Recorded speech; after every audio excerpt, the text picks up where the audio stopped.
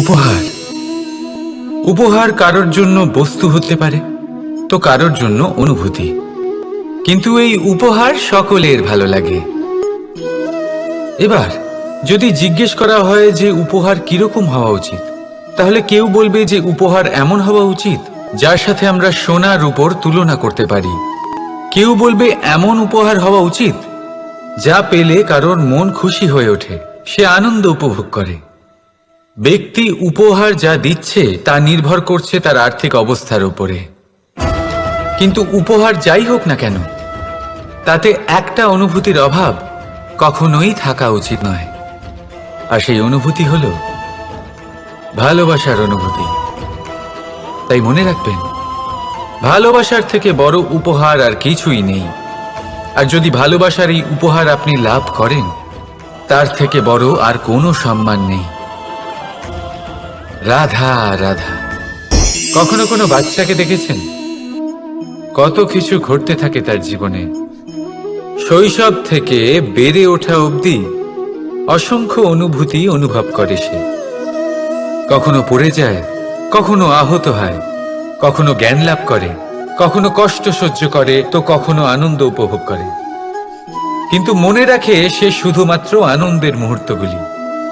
এবার শুধু একবার আপনার জীবনের প্রারম্ভের দিকে তাকিয়ে দেখুন, আপনার শৈশবে তাকিয়ে দেখুন। আপনি দেখবেন বেশিরভাগ যেসব স্মৃতি আপনার মনে আছে সেগুলি সমস্ত ভালো মুহূর্তের, খারাপ মুহূর্তের নয়। সেই জন্য শৈশব সব থেকে সুখী হয়, এতে নিশ্চিন্ত থাকা যায়। সেই জন্য আজ আপনি যতই বড় হয়ে উঠুন না কেন, খারাপ স্মৃতি, খারাপ ঘটনা সব ভুলে যাওয়ার চেষ্টা করুন। একবার খারাপ ঘটনা ভুলে যাওয়ার অনুভূতি আপনার হয়ে গেলে তখন মনে রাখবেন, যতই কঠিন পরিস্থিতির মুখোমুখি আপনাকে হতে হোক, তার মোকাবিলা করতে আপনি সক্ষম। রাধা রাধা। উৎসব, পুজো, পার্বণ আমাদের জীবনে উল্লাস ভরে দেয়। এবার দীপাবলির উৎসব এসেছে। আপনি কখনো ভেবেছেন যে এইসব উৎসব যেমন গুরু পূর্ণিমা, দোল, রাখি বন্ধন এইসব পূর্ণিমার দিনে অনুষ্ঠিত হয়, যখন চাঁদ আকাশে পুরোপুরিভাবে দেখা যায়। কিন্তু দীপাবলির এই শুভ উৎসব অনুষ্ঠিত হয় অমাবস্যার দিবসে। অমাবস্যা যাকে আমরা অশুভ বলে মনে করি। কখনো ভেবে দেখেছেন কেন শ্রীরাম অমাবস্যার এই দিন বেঁচেছিলেন অযোধ্যায় ফেরার জন্য? একদিন পরে বা একদিন আগেও তো আসতে পারতেন উনি, কারণ উনি এই সংসারকে একটা বার্তা পৌঁছে দিতে চেয়েছিলেন যে মুহূর্ত নয়, কর্মই আসল। যদি আপনার কর্ম বড় হয়, শুভ হয়, তাহলে অমাবস্যার এই রাতকেও প্রদীপের সাহায্যে আলোকিত করা যেতে পারে। তাই সময় বিচার করা না করা আপনার সিদ্ধান্ত মাত্র, কিন্তু নিজের কর্মের বিচার করা আমার উপদেশ। রাধা রাধা। আসুন এই ছোট্ট গাছটা দেখুন। এই গাছ আমার কাছে অত্যন্ত প্রিয়। আমি এই গাছটাকে ভীষণ ভালোবাসি। এবার ভাবুন, এই ভালোবাসায় আমি ওকে দিনে যদি 6 বার জল দিই, তাহলে কি ওর বিকাশ ঠিক করে হবে? এটা কি ওর জন্য ভালো হবে? কখনোই নয়। এর শিকড় পচে যাবে, এর শিকড়ের জল গ্রহণ করার ক্ষমতা শেষ হয়ে যাবে। তাহলে কি করা দরকার? দরকার হলো একে সঠিক মাত্রায় জল দেওয়া। দরকার হলো সঠিক সময় অন্তর তাকে জল দেওয়া। দরকার হলো একে সূর্যের তাপও সহ্য করতে হবে। দরকার হলো প্রতিটা কাজ যেন পরিমাণ মতো হয়। এবারে এই ভুল বেশিরভাগ মাতাপিতাই করে ফেলেন। নিজের সন্তানকে এতটাই ভালোবেসে ফেলেন, আর তাতে সন্তানের প্রতিটা ইচ্ছে পূরণ করেন। তারা প্রত্যেকটা জিনিস তাদের দেন, প্রতিবার তাই করেন। আর এইভাবে সন্তানের বিকাশে নিজেই বাধা হয়ে ওঠেন। এরকম করবেন না। এই যাত্রা আপনার সন্তানের। এই যাত্রায় আপনার সন্তানকে অনেক কিছু শিখতে হবে। নিজের ক্ষমতায় কাজ করতে হবে, তাদের করতে দিন। একটা অত্যন্ত গুরুত্বপূর্ণ কথা বলবো আপনাদের, তা আপনারা মনে রাখবেন। প্রেম আর শত্রুতা অধিক হয় তাহলে তা ক্ষতিকর। প্রতিটা বিষয়ে সমতা বজায় রাখুন। আর আমার সাথে ভালোবেসে বলুন, রাধা রাধা। পাদুকা, খড়ম আমাদের জীবনে কতটা গুরুত্বপূর্ণ হয়। যখনই আমরা এটা পায়ে পড়ে হাঁটি, এটা আমাদের রক্ষা করে কাঁটা থেকে, ছোট পাথর থেকে। এটা আমাদের সুরক্ষিত রাখে। কিন্তু যদি এটাকেই আমরা অন্য দৃষ্টিভঙ্গি দিয়ে দেখি, তাহলে এই পাদুকার জন্যই হাঁটার সময় পেছন থেকে আমাদের পায়ে কাদা লেগে যায়। এরকম মানুষও আমাদের জীবনে থাকে, যে থাকে তো আমাদের সাথেই, কিন্তু এরাই আমাদের পিঠ পিছে কাদা ছোড়ে। এবার হাঁটার সময় যখন আপনার পায়ে কাদা লাগে আপনার পাদুকার জন্য, আপনার নজর সেদিকে থাকে না, আপনার নজর থাকে সামনের দিকে, কারণ সেটাই আপনার লক্ষ্য, সেটাই আপনার পথ, আর সেটাই আপনার করা উচিত। তাই মনে রাখবেন, আপনার পা ধরে সেই টানতে পারে যে আপনার পেছনে রয়েছে, আর আপনার নজর সেখানে নয়। সবসময় সামনে নিজের লক্ষ্যে থাকা উচিত। প্রতি মুহূর্তে নিজের লক্ষ্যের দিকে তাকিয়ে থাকুন। সবসময় জীবনের সামনে এগোতে থাকুন।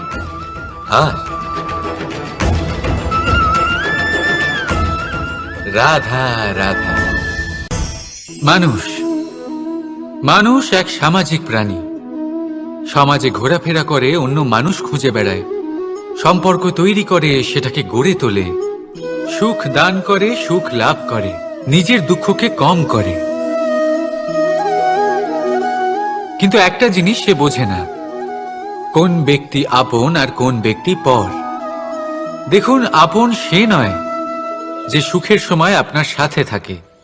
আপন সে যে দুঃখের সময়ে শুরু থেকে শেষ অবধি আপনার সঙ্গে থাকে। তাই খেয়াল রাখবেন, সুখের সময় যে আপনার সাথে থাকে তারা সেই ব্যক্তিগণ যাদের আপনি পছন্দ করেন। কিন্তু যে দুঃখের সময়, সমস্যার মধ্যে, কষ্টের ও একাকিত্বের মধ্যে আপনার সাথে থাকে, আপনাকে সব সময় সঙ্গ দেয়, তারা সেই ব্যক্তি যারা আপনাকে পছন্দ করে। এবারে কাকে আপনি আপন বানাবেন আর কাকে পর, সিদ্ধান্ত আপনার। রাধা রাধা। নাম কত সাধারণ একটা বিষয়। প্রত্যেক মানুষ যে জন্ম নেয় তাকে একটা নাম দেওয়া হয়, যা সে পেয়ে থাকে তার মাতা পিতার দ্বারা, না হলে তার গুরুর দ্বারা, বা কোনো আত্মীয়ের দ্বারা, বা কোনো কাছের মানুষের দ্বারা। এই নামের সাথেই সে আস্তে আস্তে বেড়ে ওঠে। কিন্তু এটাই কি সেই নাম? এই নামই কি সবকিছু? কখনোই নয়। একটা নাম সেটা যা আপনি জন্মের সময় লাভ করেন, যে নামে আপনি কর্মের পথে অগ্রসর হন। আরও একটা নাম সেটা যা আপনি আপনার কর্মের দ্বারা অর্জন করেন, আর এই নামেই আপনাকে সবাই যুগ যুগ ধরে মনে রাখে। আপনার আসল নাম সেটা নয় যা আপনাকে জন্মের সময় দেওয়া হয়েছিল। আপনার আসল নাম সেটা যেটা আপনি আপনার কর্ম দ্বারা লাভ করেছেন, কারণ সেই লাভের পেছনে প্রচুর প্রয়াস লুকিয়ে থাকে, অনেক পরিশ্রম লুকিয়ে থাকে। কিন্তু যদি আপনি চান যে মানুষ আপনার নাম মনে রাখে, তাহলে আপনাকে কর্মের পথে অগ্রসর হতেই হবে, শুভ কর্ম করতে হবে, অনর্গল চেষ্টা করে যেতে হবে, মহান কাজ করতে হবে। আর বিশ্বাস করুন, আপনি একটা মহান নামের ফল অবশ্যই লাভ করবেন। রাধা রাধা। প্রশান্তি জড়িত নিদ্রা মানুষের জীবনের একটা অত্যন্ত গুরুত্বপূর্ণ সুখ এবং প্রয়োজনীয়তাও। দেখতে গেলে এই সংসারের প্রত্যেক পশু পাখি, প্রত্যেক জীব অবশ্যই নিদ্রা প্রাপ্ত করেন। কিন্তু মানুষ, যার মধ্যে বিচার বিবেচনা করার শক্তি অন্যদের থেকে অনেক বেশি, তার কিন্তু ঘুমের কিছু সমস্যা অবশ্যই হয়। কি বলেন? তাই তো? এবার এর কারণ কি? চিন্তা। এবার চিন্তা আমাদের সবার জীবনে আছে। আমরা সকলে জানি যে চিন্তা কখনো আমাদের সাহায্য করে না, তাও আমাদের জীবনে আছে। কেন? চিন্তার মাধ্যমে কি কখনো কোনো সমস্যার সমাধান হয়েছে? অর্থের চিন্তা করলে কি অর্থ লাভ হয়? ভবিষ্যতের চিন্তা করলে কি ভবিষ্যৎ ঠিক হয়ে যায়? স্বাস্থ্যের চিন্তা করলে কি স্বাস্থ্য নিজে থেকেই ঠিক হয়? হয় না। তাহলে এই সব কিছু থেকে আমাদের একটা ছোট্ট শিক্ষা অবশ্যই লাভ করা উচিত। আপনিও আপনার কাঁধ থেকে চিন্তার এই বোঝা নামিয়ে ফেলুন।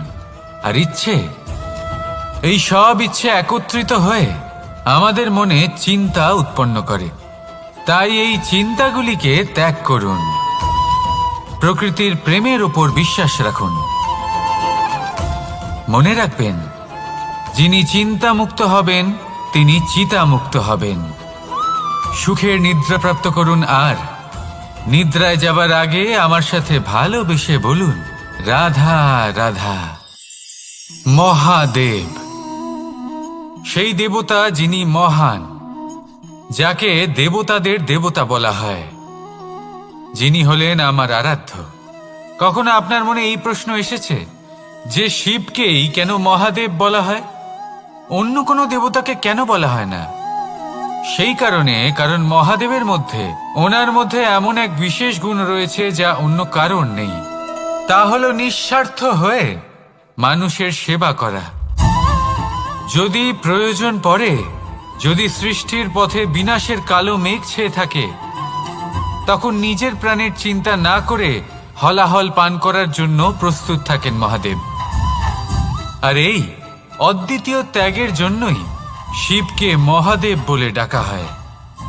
এবার যদি কোনো মানুষও নিঃস্বার্থ ভাবনার দ্বারা নিজেকে অর্পণ করে দেয় এই জগতের কল্যাণের জন্য, মানুষের সেবার জন্য, তাহলে তিনিও মহাপুরুষ, মহামানব হতে পারেন। যদি কেউ অভুক্ত থাকেন, তাহলে নিজের থালা থেকে অর্ধেক খাবার তাকে দিয়ে দিন। যদি কেউ অসুস্থ হন, তাহলে তাকে সেবা করার, চিকিৎসা করার চেষ্টা করুন। এই জীবন শুধু নিজের জন্য নয়, অন্যদের প্রতি, সমস্ত সংসারের প্রতি উৎসর্গ করুন। যদি এইসব মানুষ শিখে যান, তাহলে তিনি মহাদেবের পথে অগ্রসর হতে পারেন। যদি মানুষ নিঃস্বার্থ ভাবনার দ্বারা এই সংসারের সেবা করতে শিখে যান, তাহলে তিনি নিশ্চিত রূপে মহামানব অবশ্যই হতে পারবেন। আসুন আমার সাথে ভালোবেসে বলুন, রাধা রাধা। স্বর্ণ, হিরে, মুক্ত, মানিক, এই সব কিছুকে আগে পাথর বলা হতো। তাহলে এমন কি হলো যে এদের রত্ন বলা হয়? আর রত্ন তা বাস্তবে আসলে কি? এটা হলো সেই পাথর যাকে আগে আগুনের তাপ সহ্য করতে হয়েছে, পরখ করা হয়েছে, যাচাই করা হয়েছে, এদের কাটার চেষ্টা করা হয়েছে, কিন্তু তারা কখনোই নষ্ট হয়নি, বরং তারা আরো উদ্ভাসিত হয়েছে, আরো উজ্জ্বল হয়েছে, এই সংসারে আরো প্রকাশ ছড়িয়ে দিয়েছে। সেই জন্য এরা হলো এত অমূল্য, সেই জন্য এরা হলো বহুমূল্য, সেই জন্য এদের রত্ন বলা হয়। এবার মানুষের কাছেও এই নির্বাচনের অধিকার রয়েছে যে আমরা শুধু পাথর হয়ে থাকব নাকি রত্ন হয়ে থাকব। কিভাবে? আমাদের জীবনেও অনেক সমস্যা রয়েছে, বাধা আছে, বিপত্তি আছে। আমরা সেই বাধার তাপে উত্তপ্ত হই, এই সমস্যা আমাদের কাটার চেষ্টা করে। অনেক মানুষ বিভিন্ন পরিস্থিতি আমাদের ভাঙার চেষ্টা করে, কিন্তু আমাদের নষ্ট হলে চলবে না। যেভাবে এই রত্ন সমস্যার সম্মুখীন হয়ে পাথর থেকে রত্ন হয়েছে, সেইভাবেই আমাদেরও আমাদের সমস্যার সম্মুখীন হয়ে রত্ন হয়ে উঠতে হবে, এই সংসারে প্রকাশের স্রোত হয়ে উঠতে হবে। তাহলে এটাই করুন আর আমার সাথে ভালোবেসে বলুন, রাধা রাধা। সংসারে সব থেকে বড় শক্তি আসলে কি? কেউ বলবেন শারীরিক শক্তি, কেউ বলবেন অস্ত্রের শক্তি, কেউ বলবেন জ্ঞানের শক্তি। ঠিক আছে, কিন্তু যদি আমি বলি সংসারের সব থেকে বড় শক্তি হলো শক্তি কোনো এক তথ্যের, আগে হ্যাঁ, তথ্য। এই তথ্য নিজেই কিন্তু খুব শক্তিশালী, অত্যন্ত শক্তিশালী অস্ত্র হলো এই তথ্য। আর সত্যি বলতে, অনুচিত তথ্যের থেকে অনেক বেশি ঘাতক হলো অসম্পূর্ণ তথ্য। যেরকম আজ শাম্ব রুক্মির সাথে করেছে, ওকে অসম্পূর্ণ তথ্য দিয়েছে, তার ফলে বিনাশ হলো। যদি এইভাবেই আপনার কাছেও কোনো অসম্পূর্ণ তথ্য আসে, আর যদি আপনি তা পরখ না করে দেখেন, যাচাই না করে দেখেন, আর নিজের কর্ম করেন, তাহলে উত্থানের বদলে আপনি পতনের সম্মুখীন হবেন। বিকাশের বদলে আপনার বিনাশ হয়ে যাবে। মনে রাখবেন একটা অত্যন্ত গুরুত্বপূর্ণ কথা, সঠিক তথ্য পাওয়া সঠিক তথ্য দেওয়ার থেকে অনেক বেশি গুরুত্বপূর্ণ। আশা করি এই কথা আপনি বুঝেছেন। জীবনে যখনই কোনো তথ্য আপনি পাবেন, সেই বিষয়ে ভেবে দেখুন, পরখ করে দেখুন, যাচাই করুন, তারপর নিজের কর্ম করুন। আর আমার সাথে ভালোবেসে বলুন, রাধা রাধা। ধর্ম এবং প্রেম, এই দুই হলো একই মুদ্রার দুই পিঠ। যদি এদের মধ্যে কোনোটা নষ্ট হয়ে যায়, তাহলে দ্বিতীয়টাও থাকে না। কখনো ভেবেছেন এমন কেন হয়? তার জন্য আগে আপনাকে বুঝতে হবে যে ধর্ম আসলে কি। ধর্ম সেটাই যা এই সংসারের প্রত্যেক মানুষকে একে অপরের সাথে সুখ এবং শান্তিতে থাকতে প্রেরণা যোগায়। এই প্রেরণার আধার হলো প্রেম। প্রেম সেটাই যা আপনার মধ্যে অন্য কারোর প্রতি করুণাবোধ জাগিয়ে তোলে, সম্মান জাগিয়ে তোলে। এবার যদি প্রেম চলে যায়, তাহলে সবার আগে বিনাশ হবে সম্মান আর করুণাবোধের। এবার যেখানে না প্রেম রয়েছে, না সম্মান রয়েছে, না করুণা রয়েছে, সেখানে ধর্ম কিভাবে বাস করবে? অশুভ ইচ্ছে জাগ্রত হয়ে ওঠে, ক্রোধ জাগ্রত হয়ে ওঠে, অহংকার জাগ্রত হয়ে ওঠে, আর তারপর আরম্ভ হয় অধর্মের। তাই যা যা ভাবনা আপনার অন্তরে প্রবেশ করছে করতে দিন, কিন্তু যাই হোক না কেন, এই প্রেমকে নিজের থেকে দূরে যেতে দেবেন না। এই প্রেমকে চিরকাল নিজের কাছে রাখুন, নিজের হৃদয়। আর এই প্রেম ভাব নিয়ে বলুন, রাধা রাধা।